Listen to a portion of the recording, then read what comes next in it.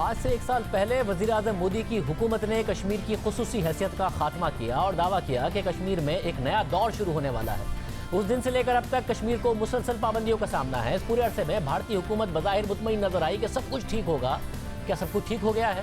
اس ایک سال میں کیا کچھ ہوتا رہا ہے اور اب کشمیر کہاں کھڑا ہے؟ اس حوالے سے کشمیر میں رہنے والے صحافی نذیر مسعودی نے بھارتی TV channel NDTV website کے لیے ایک تفصیلی آرٹیکل لکھا ہے اور آرٹیکل 370 کی منسوخی کے ایک سال بعد پورے کشمیر کی کہانی بتائی ہے۔ آرٹیکل کے مطابق آج ایک سال بعد، اور یہ واضح ہو کہ یہ آرٹیکل خود بھارتی چینل کی ویب سائٹ پر شائع ہوا ہے، اور اس آرٹیکل کے مطابق آج ایک سال بعد کچھ کھونے کا ڈر باقی نہیں رہا، کیونکہ کھونے کے لیے کچھ بچا ہی نہیں ہے۔ گزشتہ سال 5 اگست نے جموں و کشمیر کے لیے سب کچھ بدل کر رکھ دیا ہے۔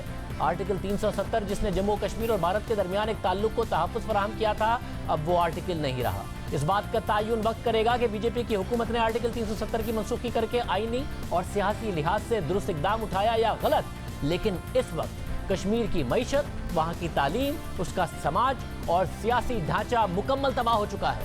آرٹیکل کے مطابق آرٹیکل 370 کی منسوخی کے چند ہفتوں بعد حکومت نے اعلان کیا کہ اسکولوں کو دوبارہ سے کھول دیا ہے۔ ایسے ہی دعوے گورننس کے ہر شعبے اور زمینی حقائق سے تعلق کے کیے گئے۔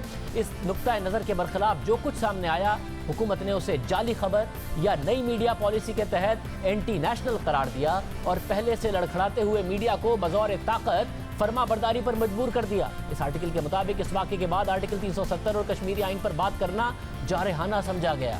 اس متعین کردہ سرحد کے قریب جانا غداری کے برابر ہے۔ آرٹیکل کے مطابق 1990 میں جب کشمیر میں عسکریت پسندی نے زور پکڑا تو وہ تمام سیاسی لوگ جو آئین پر یقین رکھتے تھے اور بھارت کے ساتھ کشمیر کے علاقہ کا دفاع کرتے تھے، ان پر حملے ہونا شروع ہوئے۔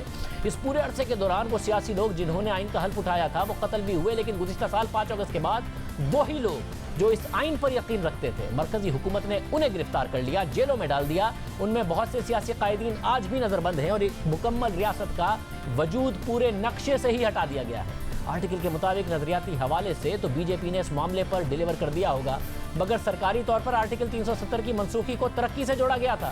اسے ایک تاریخی فیصلہ قرار دیا گیا تھا جس کا مقصد پورے کشمیر کو بھارت کے ساتھ جوڑنا تھا، وہاں کرپشن اور عسکریت پسندی کا خاتمہ کرنا تھا اور وہاں پر وہ اقدامات کرنے تھے جو غیر کشمیریوں کی نظر میں اصل میں کشمیر کے لیے مسئلہ تھے۔ آرٹیکل کے مطابق ان تمام دعووں کے باوجود جب آرٹیکل 370 منسوخ کیا گیا تو گورنر نے روزگار کے لیے ایک بڑے پیکج کا اعلان کیا۔ کشمیر میں 50,000 نوکریوں کا دعویٰ کرتے ہوئے موقف اختیار کیا کہ اس نئے فیصلے کے بعد کشمیر کو ایسی ترقی اور خوشحالی ملے گی کہ پاکستان کے ماتحت آزاد کشمیر بھی بھارتی کشمیر میں شمولیت کرے گا۔ مگر ایک سال بعد یہ سارے دعوے صرف دعوے رہے۔ حقیقت میں اس وقت کشمیر کو بے روزگاری کے سب سے بڑے بحران کا سامنا